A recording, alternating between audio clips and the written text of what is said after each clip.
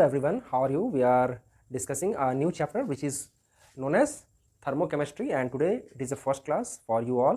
तो चलिए हम लोग स्टार्ट करते हैं. And if you are new on this channel then please hit the subscribe button to get such a latest and such an important knowledge about the chemistry. And one more thing, you will get here a error free content which is claimed and India's first channel who is providing a double verified, double checked, cross checked content. Thank you.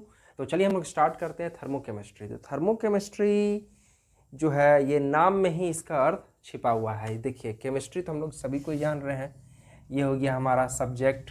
And thermo means होता है heat. ठीक है, तो हम लोग heat का जो chemistry है उसको हम लोग पढ़ेंगे. एक सिंपल सा अगर एक लाइन में हम लोग कहें तो the branch of chemistry, chemistry का वो branch which deals with the change of heat of a chemical reaction is known as thermochemistry. तो वैसा केमिस्ट्री जो कि किसी भी केमिकल रिएक्शन का जितना भी हीट चेंज होता है उसको डिस्कस करता है, वैसे टॉपिक को, वैसे ब्रांच को हम लोग थर्मोकेमिस्ट्री कहते हैं. फॉर एग्जांपल हम लोग यहाँ पर लेते हैं, जैसे देखिए एक एग्जांपल हमने लिया है 1 mole of hydrogen gas molecule plus half mole of oxygen will get H2O liquid and here the same reaction will proceed here but the product is in gaseous state. ठीक है, तो हम लोग देख रहे हैं कि जब 1 मोल ऑफ वाटर फॉर्म कर रहा है इस रिएक्शन में, तो जो हमारा इंथैल्पी चेंज है वो आ रहा है -286 किलो जूल पर मोल, और नीचे वाले रिएक्शन के केस में आ रहा है -242 किलो जूल पर मोल. ठीक है, तो अब आप लोग कहेंगे कि ये जो है एनर्जी चेंजेस या इंथैल्पी चेंजेस ये सब है क्या? तो सिंपल सा इसका एक लाइन में आंसर है, इंथैल्पी चेंज बोलिए या एनर्जी चेंज बोलिए, जो कुछ भी हम लोग बोल रहे हैं, जो कुछ भी चेंज हो रहा है, चेंज होने का मतलब सिंपल सा एक लाइन का आंसर है, या तो घटेगा या बढ़ेगा. ठीक है, तो इसी को हम लोग बोलते हैं चेंज ऑफ एनर्जी, या फिर जहाँ पर इंथैल्पी चेंज हो रहा है वहाँ पर हम लोग इंथैल्पी चेंज बोलेंगे, जहाँ एनर्जी चेंज हो रहा है वहाँ एनर्जी चेंज बोलेंगे. ठीक है, तो फॉर एग्जांपल यहाँ पर हम लोग ये दो देख रहे हैं, दोनों कंडीशन में देख रहे हैं इंथैल्पी चेंज हो रहा है, एक में थोड़ा ज़्यादा है एक में थोड़ा कम है. ये क्यों है ये हम लोग आगे डिस्कस करेंगे. ठीक है, इसकी है.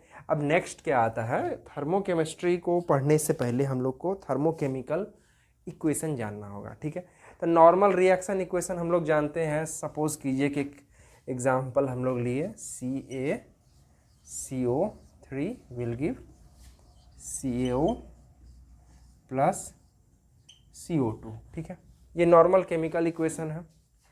बट ये वाला जो हमारा इक्वेशन है, ये वाला this one are thermochemical equation. क्यों? क्योंकि यहाँ पर हम लोग इस रिएक्शन में कितना एनर्जी निकल रहा है या फिर इस रिएक्शन को करवाने के लिए कितना एनर्जी सप्लाई देना पड़ रहा है उसका यहाँ पर डिटेल मेंशन्ड है. इसलिए ये हमारा थर्मोकेमिकल इक्वेशन हुआ, थर्मोकेमिकल रिएक्शन इक्वेशन हुआ, and this is normal chemical equation. ठीक है, और उसके बाद ठीक है, थर्मोकेमिकल इक्वेशन, किसी को कोई डाउट नहीं होना चाहिए. ठीक है, थर्मोकेमिकल इक्वेशन एक ऐसा इक्वेशन, एक ऐसा बैलेंस्ड केमिकल रिएक्शन का इक्वेशन जिसमें कि हीट चेंज का वैल्यू मेंशन हो और उसका जो फिजिकल स्टेट है रिएक्टेंट एंड प्रोडक्ट का वो भी मेंशन्ड हो. वैसे इक्वेशन को हम लोग थर्मोकेमिकल इक्वेशन कहते हैं. थर्मोकेमिकल इक्वेशन का लगभग 8-10 पॉइंट्स हैं, एक एक करके हम लोग डिस्कस करते हैं. तो फर्स्ट पॉइंट क्या कहता है, in a chemical reaction those reaction equation are called chemical reaction in which heat change are mentioned. ठीक है, फर्स्ट कैटेगरी होगा. सेकेंड कैटेगरी क्या होता है, for an exothermic reaction value of heat change must have negative sign, and in case of endothermic reaction the sign of delta H will be positive. ठीक है, तो यहाँ पर देखिए इसका रीज़न क्या है कि जो हमारा केमिकल रिएक्शन है, थर्मोकेमिकल रिएक्शन दो टाइप्स के होते हैं. पहला हो गया हमारा इंडोथर्मिक केमिकल रिएक्शन, सेकेंड हो गया एक्सोथर्मिक केमिकल रिएक्शन. एक्सोथर्मिक एक्सो मीन्स बाहर निकलना, थर्मिक मीन्स हीट। तो वैसा रिएक्शन जिसमें हीट बाहर निकलता है, रिएक्शन जब रिएक्टेंट जब भी प्रोडक्ट में कन्वर्ट होता है, तो वैसे रिएक्शन को हम लोग एक्सोथर्मिक केमिकल रिएक्शन कहते हैं। एंड वैसा केमिकल रिएक्शन जिसमें हम लोग को एनर्जी सप्लाई देना पड़े उस रिएक्शन को कैरी करवाने के लिए, उस रिएक्शन को हम लोग एंडोथर्मिक रिएक्शन कहते हैं। ठीक है,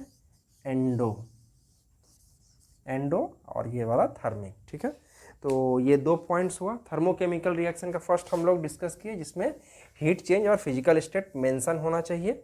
सेकंड हो गया थर्मोकेमिकल इक्वेशन का जो सेकंड पॉइंट है कि एक्सोथर्मिक के लिए negative sign and endothermic chemical reaction जो हमारा थर्मोकेमिकल रिएक्शन उसके लिए यहाँ पर डेल्टा एच का वैल्यू पॉजिटिव होता है। पॉजिटिव इसलिए होता है क्योंकि उसमें हम लोग को एनर्जी सप्लाई देना पड़ रहा। फॉर एग्जांपल हम लोग लेते हैं ग्लूकॉन डी को, जब हम लोग वाटर में डिज़ोल्व करते हैं तो आप देखेंगे कि जो हमारा सिस्टम है यानी कि वाटर जो है वो कोल्ड हो जाता है, ठंडा हो जाता है, क्योंकि वहाँ पर क्या होता है एनर्जी एब्जॉर्ब हो रहा है, सराउंड से सिस्टम की ओर एनर्जी सप्लाई हो रहा है, इसलिए वहाँ पर जो है हमारा एनर्जी सप्लाई हो रहा है और वो एंडोथर्मिक रिएक्शन है। ठीक है, और ये हो गया एक्सोथर्मिक रिएक्शन। हम लोग जब वाटर का प्रोडक्शन करते हैं फ्रॉम हाइड्रोजन एंड ऑक्सीजन, आप देखिएगा काफ़ी मात्रा में हीट निकलता है, पूरा आग लग जाता है। उस हीट वेव जो बाहर आ रहा है उसी के कारण हम लोग यहाँ पर नेगेटिव साइन देते हैं, क्योंकि ये शो करता है एनर्जी इज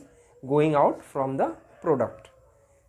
थर्ड पॉइंट होता है कि जो हमारा क्या बोलते हैं, ये जो रिएक्शन कंडीशन में जो डेल्टा एच का वैल्यू दिया हुआ है, ठीक है, ये वैल्यू हमारा किसी भी रिएक्शन के लिए स्टैंडर्ड स्टेट में दिया रहता है। ठीक है, स्टैंडर्ड स्टेट का मतलब होता है स्टैंडर्ड स्टेट। स्टैंडर्ड स्टेट मतलब वो रिएक्शन जो है 25 डिग्री सेल्सियस जो रूम टेम्परेचर है उस पर कैरी करवाया गया है और 1 atm हमारा प्रेशर है, एटमॉस्फेरिक प्रेशर जो है 1 atm रहेगा और टेम्परेचर 25 डिग्री सेल्सियस। इस कंडीशन में इंथैल्पी चेंज का वैल्यू जो भी दिया रहेगा per mole production of product is known as वो जो हमारा दिया रहेगा वो हमारा जो वैल्यू है डेल्टा एच का वो स्टैंडर्ड स्टेट में मेंशन रहता है, unless otherwise it is mention for the given reaction condition. मतलब कि जब तक कि हमारे पास कोई अलग रिएक्शन कंडीशन वहाँ पर मेंशन न हो स्पेशली, हम लोग ये मान के चलेंगे कि डेल्टा एच का वैल्यू जो भी दिया गया है वो हमारा स्टैंडर्ड स्टेट में प्रोवाइडेड है। ठीक है, इसके अलावा जो भी हमारा केमिकल रिएक्शन है उसमें ये जो वैल्यू आता है डेल्टा एच का, ये पॉजिटिव है या नेगेटिव जो कुछ भी है, ये अगर 1 मोल के लिए यहाँ पर इतना दिया गया है, तो अगर इसको हम लोग डिवाइड करते हैं, अगर हम हाफ मोल के लिए अगर हम लोग प्रोडक्ट वैल्यू लेंगे तो उसके लिए हम लोग को डेल्टा एच का वैल्यू भी हाफ करना होगा, मतलब डिवाइडेड बाय 2 हो जाएगा। यानी यहाँ पर ये देखिए हमारा जो कोफिशिएंट है यहाँ पर 1 है। ठीक है, यहाँ मत देखिए, इसको हम लोग यहाँ देख सकते हैं। ये जो हमारा 1 मोल ऑफ प्रोडक्ट के लिए जो हमारा वैल्यू है 286 किलो जूल पर मोल, अगर ये रहता हमारा 0.25 मोल तो इसको भी जो हम लोग -286 को हम लोग डिवाइड कर देते 4 से, जो वैल्यू आता दिस वैल्यू जो भी हमको मिलता वो हमारा 0.25 मोल ऑफ वाटर के लिए वो वैल्यू मान्य होता।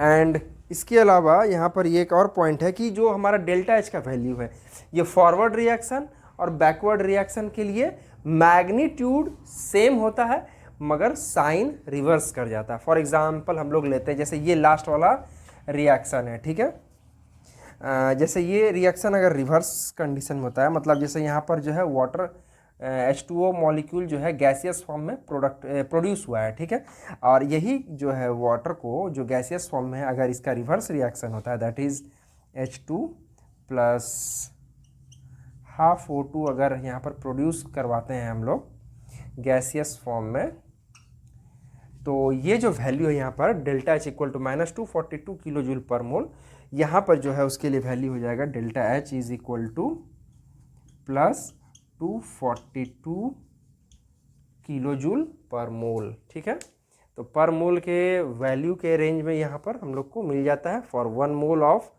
रिएक्टेंट जो है ब्रेक होकर के दिस प्रोडक्ट को सप्लाई दे रहा है और रिएक्शन रिवर्स हो रहा है, इसलिए डेल्टा एच का साइन जो है वो भी रिवर्स हो गया। हाँ, ये हमारा देखिए यहाँ पर नेगेटिव साइन था, ये जो शो कर रहा था कि एक्सोथर्मिक रिएक्शन है, मगर इस वाटर मॉलिक्यूल को हम लोग को ब्रेक करना है, तो ब्रेक करना है इसके लिए एनर्जी सप्लाई देना पड़ेगा, और एनर्जी सप्लाई दे रहे हैं इसलिए यहाँ पर डेल्टा एच का साइन प्लस का साइन है। ठीक है, इसके अलावा जो है ये जो भी हमारा केमिकल थर्मोकेमिकल रिएक्शन इक्वेशन है, इसमें हम लोग को जो फिजिकल स्टेट है रिएक्शन का, यानी कि रिएक्टेंट और प्रोडक्ट का जो भी स्पीसीज़ है उसको हम लोग को मेंशन करना ही होता है, बिकॉज क्योंकि लैटेंट हीट का जो वैल्यू है वो हमारा थर्मोकेमिकल इक्वेशन का वैल्यू जो है डेल्टा एच का वैल्यू को चेंज कर देता है। फॉर एग्जांपल देखिए, जैसे यहाँ पर ये ऊपर वाला रिएक्शन है, ऊपर वाले रिएक्शन में जो हमारा H2 gas plus half O2 gas जो है मिल करके 1 molecule of liquid water produce कर रहा है। ठीक है, तो ये लिक्विड फॉर्म में आ रहा है, तो यहाँ पर ये प्रोडक्ट ज़्यादा स्टेबल है। ज़्यादा स्टेबल है मतलब कि ये अपने बॉडी से ज़्यादा एनर्जी रिलीज़ किया है, इस वजह से देखिए यहाँ पर एनर्जी ज़्यादा रिलीज़ हुआ है, ये -286 किलो जूल पर मोल दिखा रहा है। मैं यहाँ पर मोल लिखा नहीं हूँ लेकिन बोल रहा हूँ क्योंकि ये पर मोल के वैल्यू में यहाँ पर मेंशन्ड है। ठीक है, और सेकेंड केस में आप देखिए सेम रिएक्टेंट स्पीसीज़ है, मगर ये जो है H2O मॉलिक्यूल जो प्रोडक्ट यहाँ पर दे रहा है वो गैसियस स्टेट में है, तो ये लिक्विड स्टेट में है, ये गैसियस स्टेट में है। ये हमारा प्रोडक्ट जो है गैसियस वाला लेस स्टेबल है, इसके अंदर एनर्जी ज़्यादा है, और यहाँ पर देखिए ये कम एनर्जी को रिलीज़ किया हुआ है, और ये है -242 किलो जूल पर मोल। तो इसके मुकाबले यहाँ पर आप देख सकते हैं, और ये जो है ये सभी कुछ जो है हम लोग को डिपेंड करता है फिजिकल स्टेट ऑफ रिएक्टेंट। ठीक है, इसलिए हम लोग जहाँ कहीं भी थर्मोकेमिकल इक्वेशन लिखते हैं वहाँ पर हम लोग change in the value of heat change लिखते हैं, और वो ध्यान रखेंगे कि पर मोल के हिसाब से कितना मोल हमारा रिएक्टेंट यूज़ हो रहा है या फिर कितना मोल ऑफ प्रोडक्ट यूज़ हो रहा है, किसके रेस्पेक्ट में हम लोग ये वैल्यू को यहाँ पर मेंशन किए हैं, और उसका जो है यहाँ के कोफिशिएंट वैल्यू और रिएक्टेंट का जो वैल्यू है उसके हिसाब से उसको एडजस्ट करेंगे। फॉर एग्जांपल अगर यहाँ पर 1 मोल ऑफ वाटर की जगह पर अगर 0.25 मोल ऑफ वाटर होता, तो यानी कि 1/4 हिस्सा प्रोडक्ट होता, तो उस कंडीशन में ये वैल्यू भी 1/4 हो जाता। ठीक उसी तरह यहाँ पर जो है जो भी हमको वैल्यू दिया रहता है चेंज इन एंथैल्पी का, वो अगर कुछ भी मेंशन नहीं तो ये मान के चलें कि वो हमारा स्टैंडर्ड स्टेट में है। और उसके अलावा एक्सोथर्मिक रिएक्शन में यहाँ पर नेगेटिव साइन होता है, डेल्टा एच का वैल्यू इंडोथर्मिक रिएक्शन में पॉजिटिव साइन होता है। और उसके अलावा रिवर्स रिएक्शन के लिए जो है हमारा डेल्टा एच का वैल्यू सेम होता है मैग्नीट्यूड, बट साइन जो है वो रिवर्स हो जाता है। अब नेक्स्ट हम लोग डिस्कस करेंगे that is heat of reaction.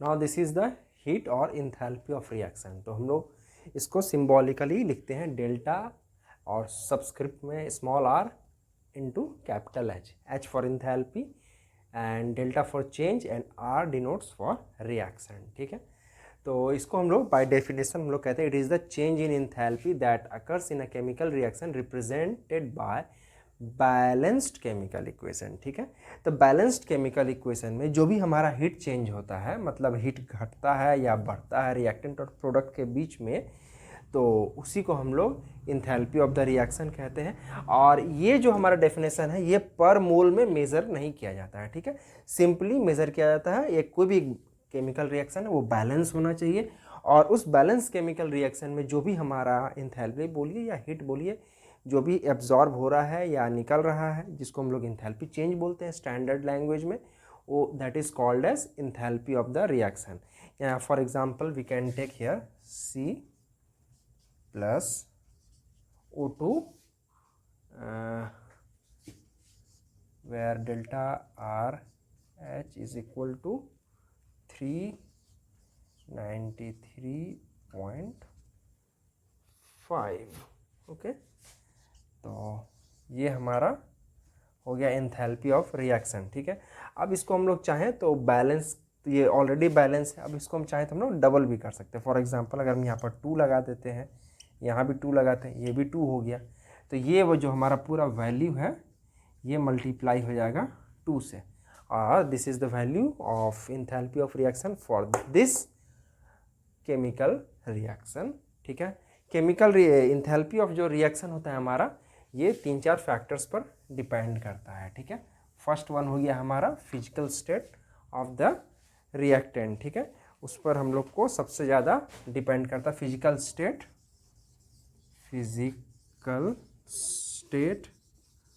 Of reactant and product, reactant and product.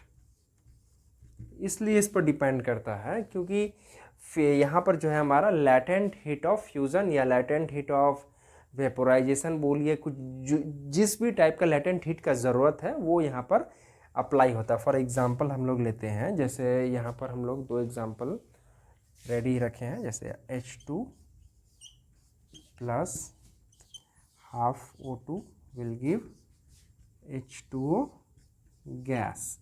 ठीक है, second example is H2 plus half O2 will give H2O liquid. ठीक है, तो आप देख सकते हैं यहाँ पर गैस फॉर्म में जो है हमारा प्रोडक्ट रिलीज़ हो रहा है और यहाँ पर लिक्विड फॉर्म में प्रोडक्ट रिलीज़ हो रहा है। तो इनिशियल स्टेज क्या होता है कि कोई भी रिएक्शन जब कंप्लीट हो रहा है इस तरह का, तो पहले गैसियस प्रोडक्ट बनता है, देन आफ्टर वो कंडेंस होकर के लिक्विड फॉर्म में बनता है। जैसे जैसे वो अपना एनर्जी रिलीज़ करते जाएगा वो गैसियस स्टेट से liquid state and then further solid state में आता है। ठीक है, तो आप देख सकते हैं कि ये जो हमारा यहाँ पर जैसे ये H2O गैस मॉलिक्यूल है और यहाँ पर ये लिक्विड मॉलिक्यूल है, तो ये अगर H2O गैस अगर लिक्विड में फॉर्म करता है तो ये अपना कुछ एनर्जी और ज़्यादा रिलीज़ करेगा, और ये जो है लेटेंट हीट ऑफ जो हमारा फ्यूज़न है यहाँ पर, सॉरी ये जो यहाँ पर कंडेंसेशन में जो हमारा एनर्जी जो रिलीज़ हो रहा है वो अप्लाई हो रहा है। अगर मान लेते हैं इसके जगह पर अगर कुछ एक ऐसा प्रोडक्ट आता जो कि लिक्विड फॉर्म में रहता और फर्दर जो है वो गैसियस फॉर्म में कन्वर्ट होता, तो वहाँ पर जो है हमारा प्रोडक्ट का जो वैल्यू है डेल्टा एच का वो भी डिफ़र करता है, क्योंकि लिक्विड से अगर वो गैसियस फॉर्म में कन्वर्ट हो रहा है तो लेटेंट हीट ऑफ वेपोराइजेशन वहाँ पर कंज्यूम हो रहा है। तो लेटेंट हीट का एक ऐसा यहाँ पर कॉन्सेप्ट है जो कि इसमें हम लोग कह सकते हैं कि हमारा जो है value of enthalpy of reaction को चेंज करने के लिए काफ़ी हद तक सक्षम है। फर्स्ट पॉइंट हो गया जिस पर हमारा इंथैल्पी ऑफ रिएक्शन डिपेंड करता है। सेकेंड पॉइंट हो जाएगा हमारा amount of reactant.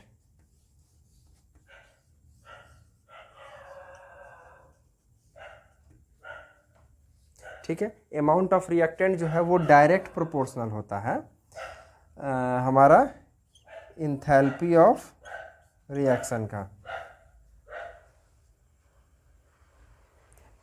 Third point होता है हमारा एलोट्रोपिक मॉडिफिकेशन।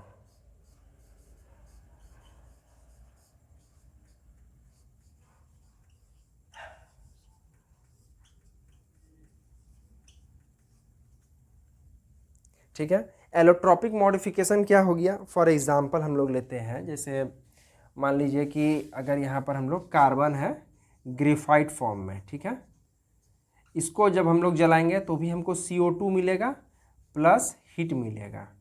ठीक है, और अगर डायमंड फॉर्म में अगर कार्बन है हमारा, उसको भी जलाएंगे तो CO2 मिलेगा प्लस हीट मिलेगा। ठीक है, मगर डायमंड फॉर्म में जब हम कार्बन को बर्न करते हैं तो हमको ज़्यादा अमाउंट में हीट जो है यानी कि मिलता है, दैट इज़ डेल्टा एच जो है हमारा इंथैल्पी ऑफ रिएक्शन का वैल्यू ज़्यादा आएगा as compare to when we burn carbon in the form of graphite.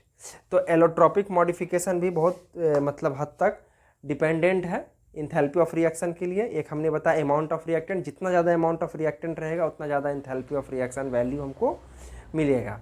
Third point हमने बताया physical state of the reactant and product. इसके अलावा चौथा पॉइंट है हमारा that is condition of temperature and pressure. ठीक है, condition of temperature and pressure, और इसके अलावा जो है हमारा condition of pressure and volume. और अब नेक्स्ट है हमारा स्टैंडर्ड इंथैल्पी ऑफ रिएक्शन। तो स्टैंडर्ड एंथैल्पी ऑफ रिएक्शन को लिखने का सिंपल सा तरीका है, ये जो हम लोग लिखते हैं डेल्टा स्मॉल आर एच, यहाँ पर क्या करेंगे एक जो है डिग्री का साइन बना देंगे, ये हो गया हमारा standard enthalpy of reaction. Standard enthalpy of reaction कुछ नहीं है, बस ये जो हमारा एंथैल्पी ऑफ रिएक्शन था यहाँ पर बस एक ही चीज़ अप्लाई होता है, जो कि ये जो हमारा एंथैल्पी ऑफ रिएक्शन वैल्यू है वो अगर हम लोग स्टैंडर्ड स्टेट में डिफाइन करते हैं, that is known as standard enthalpy of reaction. And you better know what is the standard state, it is the 25 degree Celsius temperature and 1 atm pressure. तो when enthalpy of reaction is determined under the condition of 1 atm pressure and 25 degree Celsius temperature of the environment, in this case that enthalpy of reaction is known as standard enthalpy of reaction.